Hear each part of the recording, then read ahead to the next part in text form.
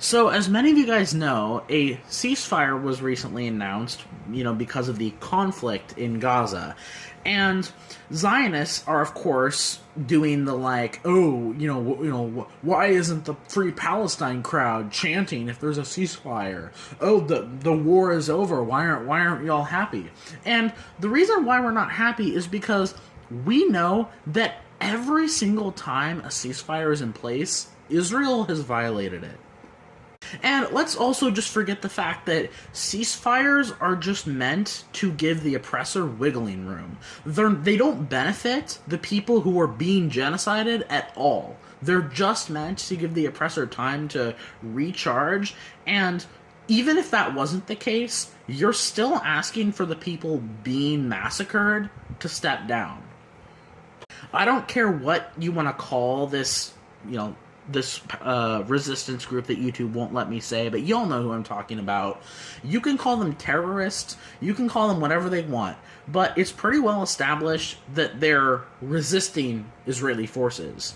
I mean, Israel, Zionists aren't going to take a second without telling you that, these people are resisting them. So, don't you think that in a ceasefire deal, asking the people who are resisting aggression against them isn't going to solve much? And in the end, this is the reason why pro-Palestinian people aren't cheering over the ceasefire. And no, it's not a war, it's a genocide. So don't say, oh, the war is over, why aren't you all happy? The reason why pro-Palestinians aren't cheering for this is because, as I said before, Israel has violated every single ceasefire. We know how Israel works. We know that Israel isn't going to keep the ceasefire going. And that is why we're not cheering. We're not cheering because we know that this isn't going to last long, and we know that the ceasefire bullshit is just room for the oppressor to keep doing their thing eventually. And in the end, ceasefires are never ever going to solve the problem.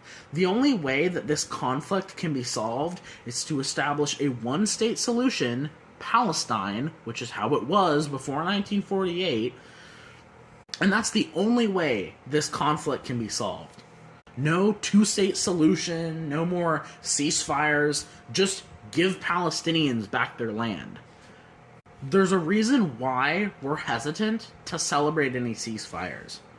And the most depressing part of all of this is seeing all the videos of children in Gaza celebrating the ceasefire when there's a good chance those kids might not live to see their adulthood. Because Israel won't stop violating